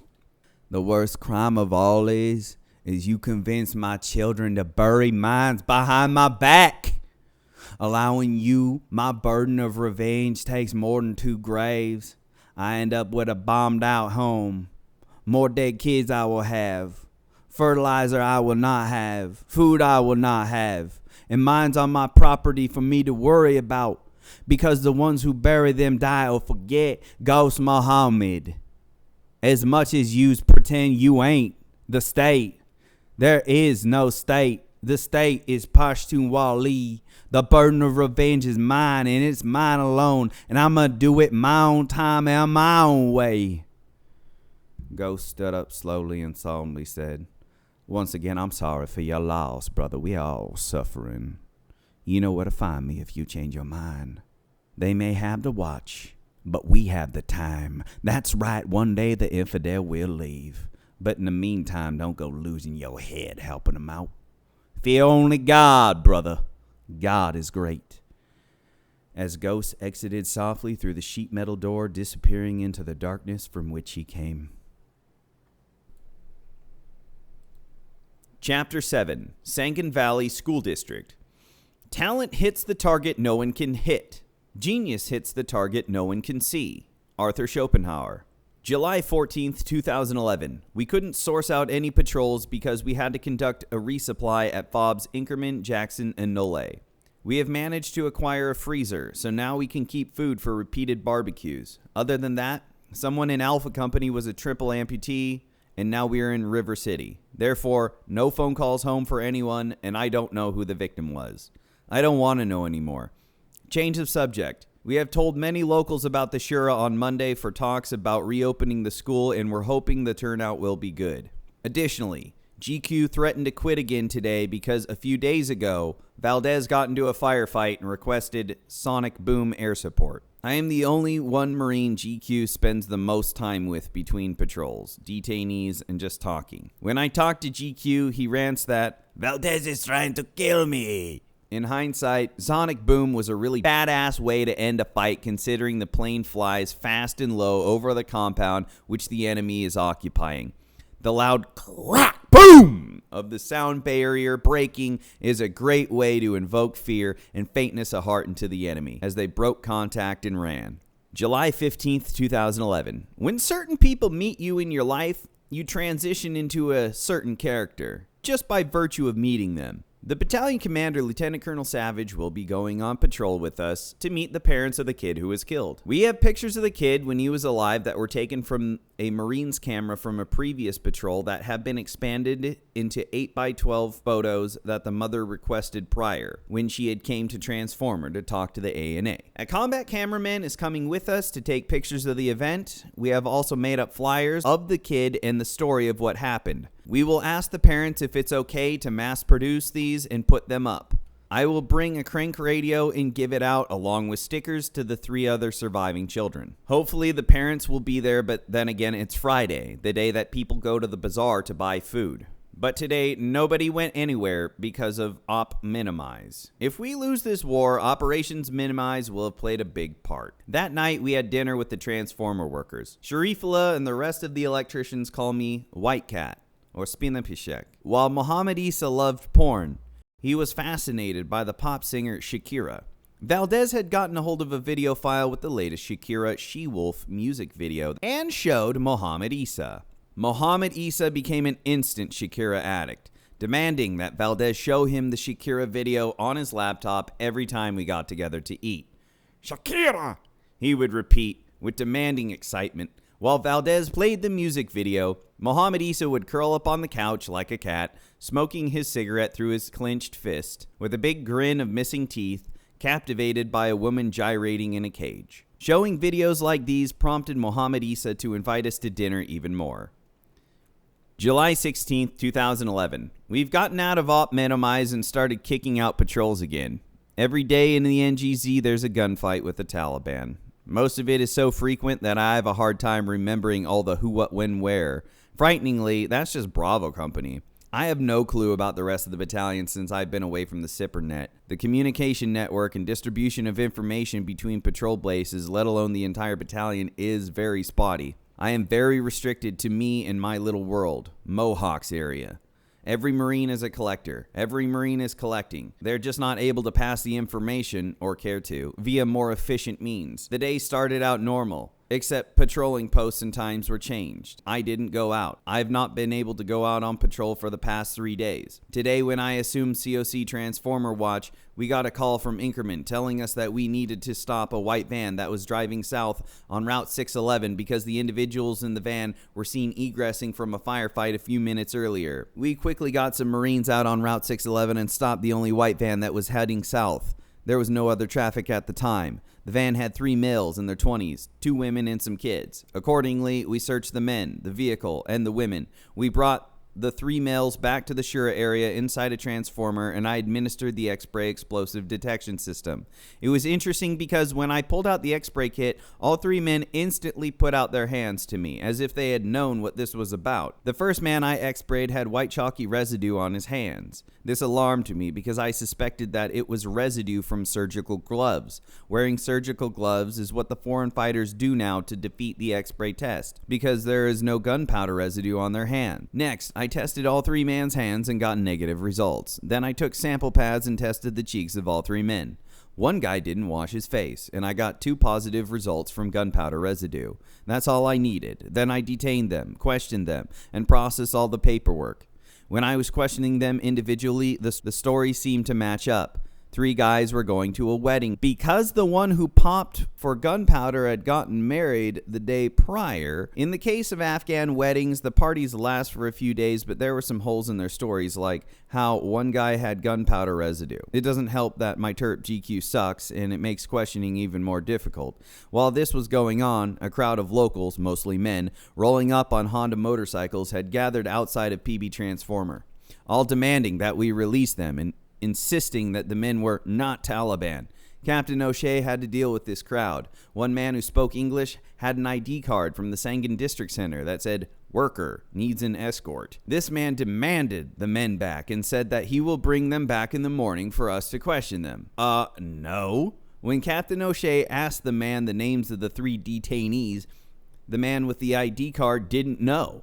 On the other hand, the ANA were convinced that they were not Taliban, and on any other day, I might have believed them, but the circumstances were not in the favor of these men. For one, the blimp was watching them the entire time. Secondly, 1 pop for gunpowder residue. Third, a possible surgical glove residue. And fourth, holes in the stories. I know for a fact that the Taliban take random women and children to act as an escort. This puts out the heuristic that these are just families doing their normal thing. Moreover, the Taliban are smart, and the stupid ones are already killed. I don't trust or believe any local, especially when they swear on God and everyone that insert name of detainee is a good man and not Taliban. It's really starting to get under my skin because I know that most of these people who say this are Taliban sympathizers, and I would like to detain them all. I've already detained one family member of a Talib who came up to question, and I'll gladly do it again. The detainees were processed as per the orders of the battalion and sent up to hire for further questioning.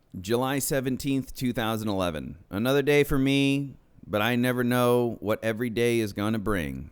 Carlton's squad got into a gunfight in the green zone. They had pushed far west near the village of Kalawal, which is the new headquarters and bed-down location for the Taliban and the NGZ since Kodazay has been cleared out and held. They got shot at from a far distance, so they called for high-explosive 60mm mortars. Call for fire was received and the mortars from PB Fires responded. Once mortars impacted the tree line he was firing on, the enemy stopped firing. High explosive wins the fight, as they say. I drank chai and ate Afghan food with the Afghan soldiers and transformer workers. This has been a common thing for me. The food is good, but the sanitation of dishes is non-existent. I have been hungry for normal food. I ate MREs and UGRs and Pop-Tarts. Real Afghan food is a nice change, and I can handle most dishes. Others I flat out refuse to eat, like lamb fat soup. I've been growing fond of their chai, and mostly because of the high amounts of sugar that they put into it. Tomorrow, a shura for the school will happen. All of the Marines have pitched in money to buy food, and we're going to have many important figures in Sangin, including the Minister of Education. A CAG Marine and a contractor are coming tomorrow to judge how much the school will cost to be rebuilt. Uniquely, Captain O'Shea bought some local Afghan clothing 2 weeks ago to help build rapport with the people. It's a light blue throbe, or man dress, black Afghan vest, and black turban, which he needed the electrician's help to wrap on his head. He wears it almost every chance he gets, and it seems to work well. He goes by O'Sheahan, and the people know and love him for it. July 18th, 2011. Today was the big day we've been waiting for, and we had a Shura. It was kind of a hectic morning, but we got on track. Luckily, punctuality is not a quality of Afghans, unless it's claims day. The turnout was 30 to 40 locals, and we had given the Afghan soldiers money the day prior to buy us food, and the fuckers forgot the chicken. As a result, we just had bread and rice. It wasn't bad, better than what I ate last night. Prior, I had put up an 8-foot PSYOPs banner of an Afghan boy studying at a desk in the Shura area of the Transformer. It seemed to help set the atmosphere. I had an identical flyer of a girl, but I opted not to get too pushy. This was the best presented Shura that I have been to, with the seating arrangement, or foldable sleeping cots in the shape of a square. Most of the time, everyone just sits on the ground in the dirt. The turnout was some of the same usual people that I have seen. I was busy harvesting biometrics of people that I didn't know and making ID cards for them. Those that have presented to me their ID with a picture on it helps let me know who has already been enrolled in the BAT system. It's good time arbitrage, so I don't have to waste my time re-enrolling the same people. I really didn't pay much attention to all the specific topics discussed, but I got the idea. We managed to bring in some medium profile guys like Captain Ahmed and the Afghan Tole commander and the Afghan Battalion commander. The Minister of Education didn't come because it was too dangerous, as he claimed, but he wouldn't have been in much danger. The 1-5 Battalion commander, Colonel Savage, was present and traveled up from the district center to be among the speakers. O'Sheahan, in full dress, opened up with the battalion commander's interpreter, not GQ. Captain Ahmed also did a great job of interpreting for all parties. The topics discussed were the opening of the school. And then, as highly predicted, it changed to questions of detainees. People from the community frequently come to ask about the status of their loved ones taken by the state. A number one issue addressed by locals at Shuras and happened to be addressed by a particular local family. In an unconsolably bold manner, Captain Ahmed lashed back in Pashto, "People who grow poppy are bad Muslims." There had been a prior incident with the notorious A&A war hero, Captain Ahmed, in that same local family. In fact, it was the same family members that the Marines from Bravo Company had detained earlier in April, yielding large quantity of methamphetamine from China. Back on that day, Captain Ahmed decided to ignite their poppy field. I recalled watching him do it from the blimp footage. Either way, Ahmed's statement caused an uproar. And just when it seemed to get out of hand, the biggest black man on the battlefield stood up and threatened to beat everyone's ass until they sit down or shut the fuck up, said Big Stu. The Afghans were petrified of Big Stu, visibly trembling by the loud projection of his deep drill instructor voice. Big Stu didn't participate much, but when he did, it was a show of force. Subsequently, O'Sheahan, dressed as Lawrence of Arabia, guided the topic of the school back on track. The locals joked and laughed at O'Sheahan, making statements like, "He looks like a Taliban commander," and to the effect of, "Where's the Taliban? Right there, you're hunting for yourself." The school talks went underway and everybody unanimously agreed to allow the school. I had a vain side mission of finding an educator on the battlefield, and I found Mullah Sherifuddin. Sherifuddin was on board to be a teacher, but he wouldn't do it unless somebody else was able to teach with him. Mullah Sherifuddin looked panicked and out of his element the whole time. He's a goofy-looking dude by nature, kind of chubby, with a half-assed scraggly beard and light skin. Wearing his big, transparent, brown-frame Coke bottle glasses, he didn't look comfortable being the center of attention. In fact, he didn't speak much at all. The locals continued to joke that O'Sheahan, "He looked like a Taliban commander." Additionally, the father of the child who was killed by his uncle, Sharifat, attended. We were all glad to see him, and we presented him with pictures of his kid. He began to tear up. Other locals in the crowd began tearing up too. The A&A cooked the food, and we all ate in peace. I was busy making ID cards for people, and when the Shura was over, I got swarmed. Back and forth I ran between the Transforma COC and the Shura area, passing out freshly printed ID cards. The meeting ended. They all left, and we had plenty of food left over for dinner. The day feels like a win. July 19th, 2011. Today I went out on patrol with Carlton's squad because we're going to Quebec 5 Hotel, and it seems like a pretty promising area to get some. We left the wire at 0630. The plan was simple: get to a place where we know we would get shot at while crossing a field and set up a support by fire position. It was set up to be what Carlton called a bait and tackle. Burke's team with myself, the bait, and Carlton's team, the tackle. Once Carlton's team was set in a semi-clandestine position with the other team, myself, we'll bound across the field. We made it into the field, that is 700 meters from the village of Kalawal, and observed it from behind a mud wall to the east. 3 boys around 12 years of age happened to be near the area, and they looked at us with concern. "Spin the pishak!" "White cat," the tallest boy said. "No GQ, just me and my Pashtu." "Where are the Taliban?" I asked. "In Kalawal," said the boy. "How many?" 5, he said. "What are their names?" The boy instantly dropped 5 names quick, and I wrote them down.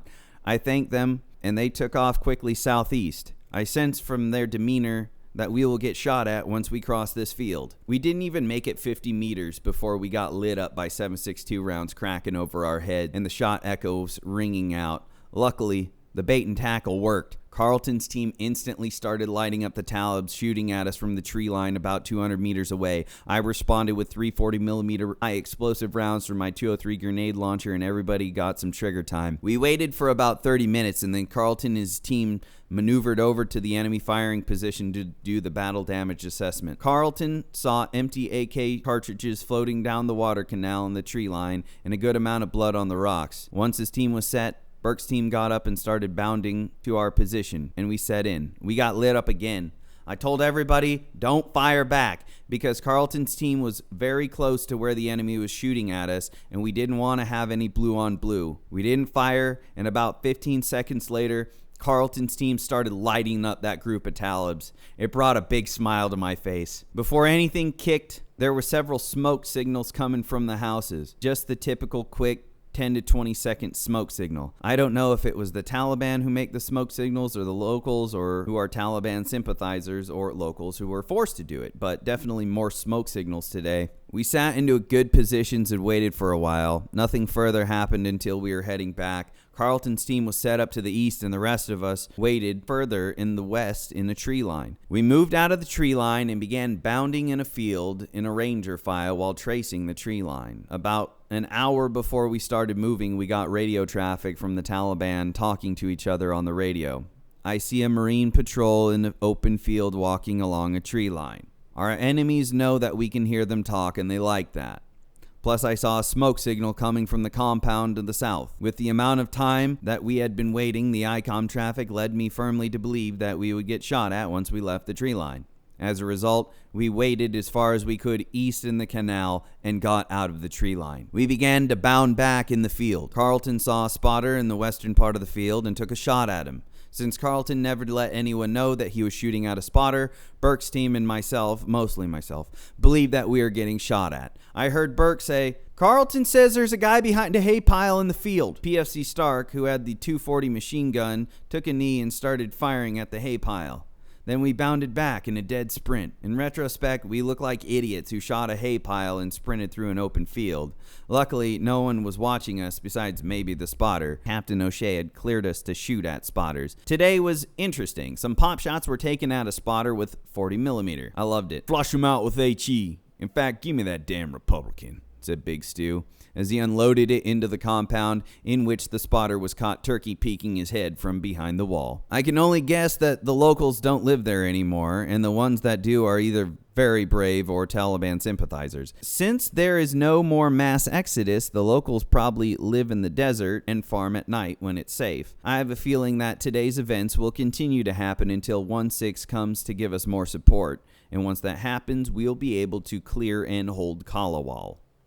July 21st, 2011. I went on patrol with Mickey Mouse. I am now temporarily in the Mouse's squad because we're lacking personnel, especially NCOs. Anyway, I must fill in as a team leader, and we went on a partner patrol with the Afghan soldiers. The Afghan soldiers were notoriously shitty. Some care, but their platoon commander is the worst one of them all. I had 5 ANA attached to my team, including the ANA commander. The ANA commander brought out 7 ANA soldiers, which is a bigger number than usual, probably because he wanted his own personal bodyguards. Or because if the patrol wasn't going his way, he could take his 7 guys and go back to Transformer. The patrol started off decent. We went to a building that had some ICOM traffic reported from yesterday about a Taliban leader being there. En route there, the ANA commander was completely laissez-faire, to say the least, and almost all of his soldiers were as well. Dispersion was non-existent. Only one good soldier, Wolfman, carried his rifle correctly 50% of the time, which is a drastic improvement from 0. Maintaining good dispersion, and we know how to cover sectors of fire. The ANA that we take out on patrol usually learn, but some are just ass. Even the worst Marine doesn't look as bad as the average Afghan soldier. We made it to the compound and discovered that it's a mosque. Therefore, the ANA searched it. A half-assed search would be a compliment compared to what they did. 7 locals were at the mosque, and they invited us for chai.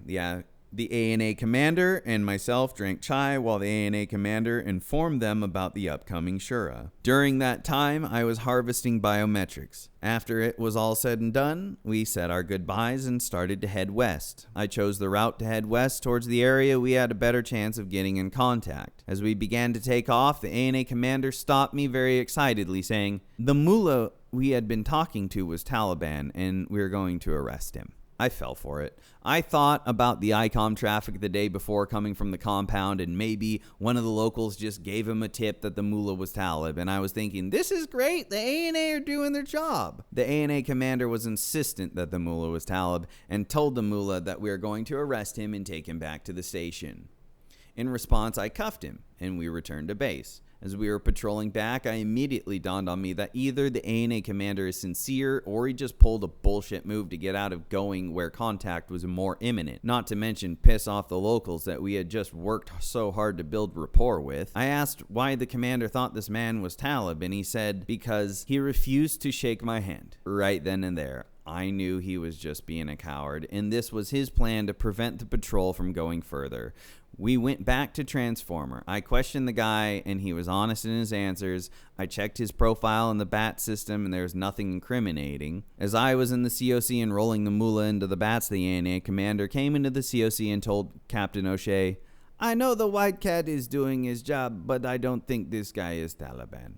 Captain O'Shea was just as livid as I was, and expressed sternly to the ANA commander that his actions prevented the patrolling effort. Of course, there was a big crowd of locals outside the PB demanding the release of the mullah.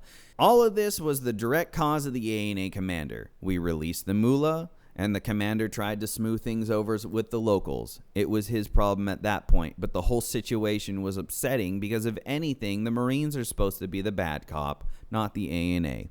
How do you build trust in your government when a foreign military must intervene on corruption? Later on that evening, we went to go set up a night OP around the area where a mosque was, and it was a fairly uneventful night. We had received packages of non-toxic flea collars for dogs, which I wear on my right wrist. The collars make a world of difference for keeping flea bites down at night. The fleas will bite any exposed skin, keeping you up and irritated. In my platoon, we do things that you can't get away with in the southern part of 1-5's area, and that is movement at night.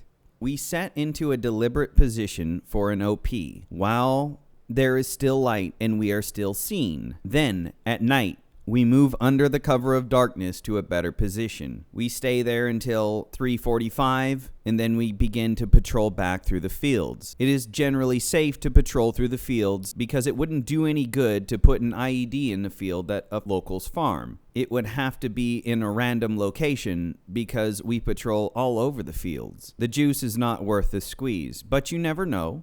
Moving in the dark, in a cornfield near a mosque, the mosque loudspeakers went off. That scared me as the morning call for prayer began blasting out. The abrupt singing of Allahu Akbar, followed by 10 minutes of prayer. As we patrolled closer to the peepee, we noticed a man in a tree line with a flashlight. As we moved up towards him, he was shocked to see us, and he was going to legitimately farm, as we handed him a night letter. Noticeably, the night OP and small patrol mixed with the night letters helps keep our area IED free. It gives the illusion that we patrol at night and disrupting the Taliban's logistics and offensive tactics. Hopefully, it doesn't come down to bite us in the ass, because if anyone in the battalion knew what we were doing, game over. It's a regimental order that no one will make foot movements at night due to the IED threat. But it works, so we do it. July 22nd, 2011.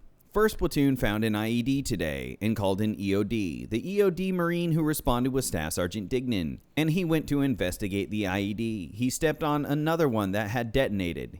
He only suffered a concussion, and that was the second time this guy has stepped on a pressure plate and came out okay.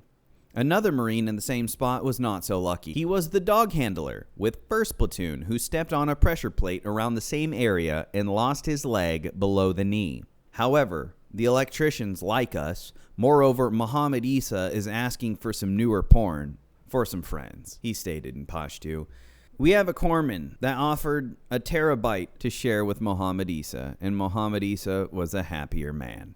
July 26, 2011. Patrolling the last few days in the NGZ have been calm for me, but First Platoon tends to be in contact every day, even more than Third Platoon. And it also seems that Kalawal has been calming down because kinetics have dropped around that village, but it does seem to have moved slightly towards the south in First Platoon's area. Lately, the atmospherics have returned to normal in my platoon's portion of the NGZ. Since First Platoon has been shooting spotters at the cyclic rate, the spotters are getting closer and being more blatant about it. What they do now is have kids escort them so we don't shoot them. Mickey Mouse has traditionally never patrolled deep into the NGZ until I came. I take my team and push on the westernmost boundary. The rest of the Marines in the team have also never pushed that far west. They tell me that it's more fun when we patrol deep into the NGZ, and it's true. There never is a boring day in the Quebec 5 Golf, Quebec 5 Hotel, and the Poppy 8 Quebec sectors. Those are hunting grounds rich with opportunities to take lives and shoot shit. Mickey Mouse has been reluctant to want to patrol towards the west. Do you blame Mickey, though? Then the White Cat came to Mickey Mouse's aid and changed his mindset completely. Now the mouse is brazen as fuck. Don't get me wrong, if I never get in contact again, I won't at all be disappointed. But it's a two-part thing. One, pursuing our enemy is our job.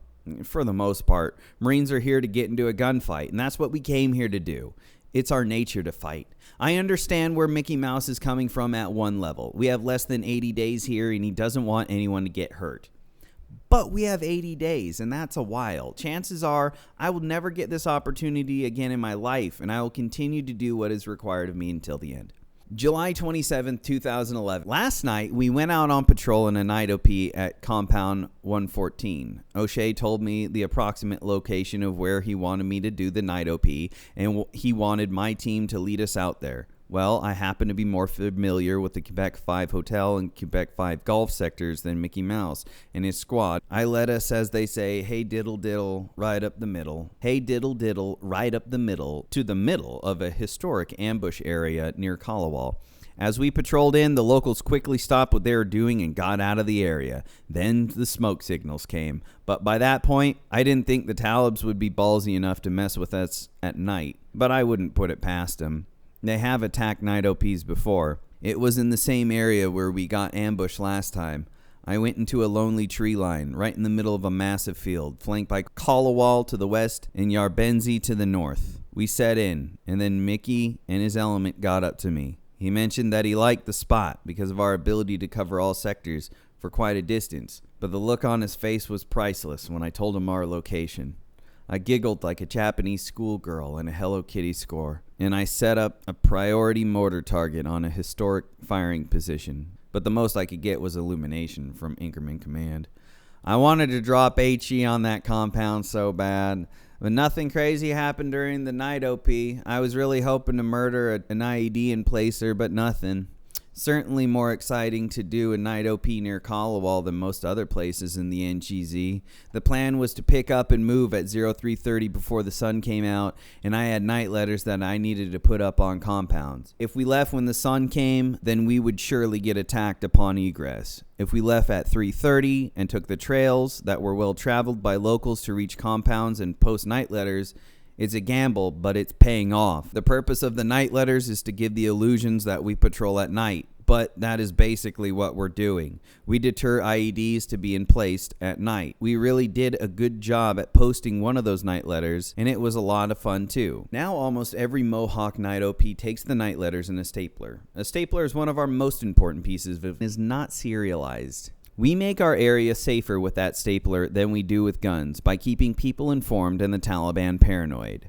The night letters were O'Shea's invention, as he had the interpreter, other than GQ, transcribe a message to the people of the area from O'Shea Han, with the seal of government of Afghanistan. Numerous letters were printed out and disseminated by Mohawk. As a result, to my knowledge, Mohawk is the only platoon in the battalion that posts night letters. Night letters are 1 page in length and written in Pashto.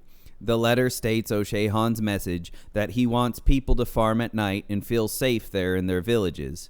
He also added some lines from the Universal Declaration of Human Rights, and it really seems to resonate with the people that could read.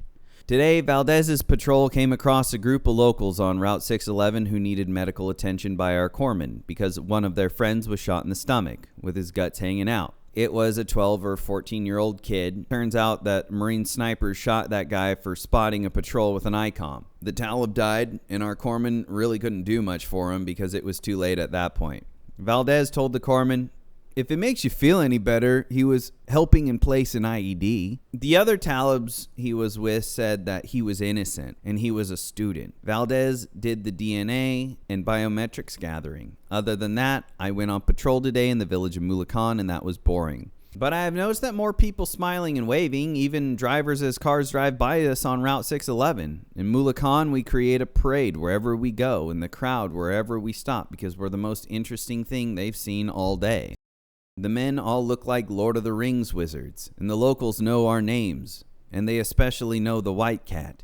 We stopped and had chai with a guy I know. We try to sit down and drink chai whenever we can to waste time on patrol. What else do we have to do? And focusing on the people wins the fight. July 28th, 2011. I was informed this morning that I'll be taking over Mickey Mouse's squad leader position until 1-6 arrives due to the Mouse's admitted lack of confidence in himself. It was a cry for help, and I saw that coming. I don't mind being a squad leader, but I really don't want to take over the responsibility. I can't blame him. The psychological toll is an unmeasurable burden. Here, Mickey Mouse had been walking on eggshells, surviving in a minefield, alone, with no other serious senior NCOs or Iraq veterans. He's got 2 kids and a wife. In contrast, I have been selfishly going on whatever patrol I choose this whole time in Sangin. I think Mickey Mouse wants to engage the enemy, but he just needs that helping push to go and do it. Because he didn't have me before his fear and imagination got the best of him. The squad will now be a cat and mouse game of 2 Iraq war veterans going deep into dangerous lands. 2 satellite patrols of 4 and 5 Marines chasing each other between fields and trees. When comparing my direct observation of other squad leaders in the area, Mickey Mouse had the most rapport with the locals. Shimcat was a genius to change his name to Mickey Mouse. I really had no idea how far the Disney brand reached until we got to the land of the Pashtuns. The locals loved him and chanted his name. Like Mickey, Shimcat is always smiling and gives a cheerful disposition to the Afghans. Comedy is his most engaged weapon system, attacking the people with witty quips he would make with his growing knowledge of the language. That sort of humanity is necessary in the battle space, and I frowned upon his rocker-heavy haters that bitched about the Mouse's professionalism, with a glaring omission to the number of casualties in his squad. 0. Mickey Mouse also did something novel while on night patrols. He would take off all of his gear and roll jujitsu in the Afghan compounds he was staying at. After security was posted and dinner ate with the homeowners, Mickey began to roll with one of the Marines. All the Afghan male hosts of the compound, boys to old men, were incredibly interested. watching the spectacle that is Brazilian Jiu-Jitsu. Then Mickey Mouse would demonstrate a few moves on the eager locals as some of the kids would follow along with each other. Often, one of the brave males would challenge Mickey, as they were quickly submitted in joint manipulations and chokes entirely foreign to them. Some kept wanting to try other approaches to pass his open guard of his legs as he lay on his back, yielding only in another submission. The magical part was, when the mouse was done, the Afghans walked away with humility and awe-inspiring wonder. Regardless, locals kept wanting to try other approaches to pass his guard, yielding in more submission and adding to their love of the challenge. I have no doubt the young men of this area looked highly upon Mickey Mouse after receiving these private in-home lessons. Having Mickey Mouse take over your compound at night was a value-adding proposition. Grappling is big in the Marine Corps because you must be a certain McMap belt to be promoted in rank, and those belts incorporate jiu-jitsu. While Mickey Mouse had no issue rolling jiu-jitsu with the Afghans, the white cat suffered from affluenza and was not willing to. Do you know how they wipe their butts after shitting? I have seen some of these people just drag their bare asses across the dirt, like a dog. Another note, we got a resupply of new PsyOps products such as flyers, posters, magazines, and a banner. I have been brainstorming some solid plans to distribute them. The flyers are new ones that I have not seen before. They seem pro-Taliban. For example, 2 of them have cartoon drawings of Jihad Joe Taliban looking badass with a real picture of a kid looking confused or scared. One of them is a drawing of a kid putting a mortar round in a hole of the road with a Taliban guy pointing his finger like Uncle Sam stating, "I want you to plant IEDs." Another one is a drawing of some kids planting mortar rounds and artillery shells in a hole in the road with smiles on their faces. One is a picture of a burning civilian bongo truck. Almost looks military in nature, with pictures of the ANA on the reverse side, and it almost seems like the ANA are responsible for doing it. But my favorite one, the ANA commander, Captain Ahmed, on the radio, and on the back side is a cartoon of a man with an AK dressed in women's clothing. I ate dinner with the transformer workers tonight, and we had okra. It's my favorite Afghan food, and it's like salsa with a lot of oil with some green pepper-shaped vegetables. All meals are eaten with bread, and tonight we had homemade bread that Sharifullah makes with the wheat that he grows. Sharifullah's bread is the best bread I've had in this country. Bread is served with every meal. It is a utensil and filler food. It is either use bread or your hands. Bread is a better choice. The dinner eating process reminds me of the Last Supper in the Bible with the breaking and passing of bread. I have eaten with the transformer workers in ANA on many a nights, and sometimes there are interesting conversation topics, mainly of their culture. Dinner starts out the same way, chai first until food is prepared. Then chai is put away, no chai with dinner, I don't know why. Then a bowl and a pitcher of water are passed around to wash your hands. Then comes the bread, which gets passed out, then the food, then the chai, and finally, I have to shit myself. Captain O'Shea now openly jokes that Sharifullah is the Taliban commander of the area. And what's more particular is that Sharifullah doesn't deny it. Interestingly, Sangin Valley Power Incorporated suffered its first electrical denial of service attack. It's a shot across the bow to somebody, and the locals are the ones suffering. The power had been out in Sangin Valley for the past days because some Talibs in the desert, smaller power transformer that was crucial. This upset the locals, and especially the few shop owners who have refrigerators for their food products. The transformer workers have been getting a rash of shit about the power from the locals. The workers have no problem passing the blame to the Taliban. We Marines kind of suffered from the lack of running water from the cold well water showers and laundry. Power finally came back, but the water's not working. And that is the only thing we care about. I must do all my laundry, and I need a shower badly.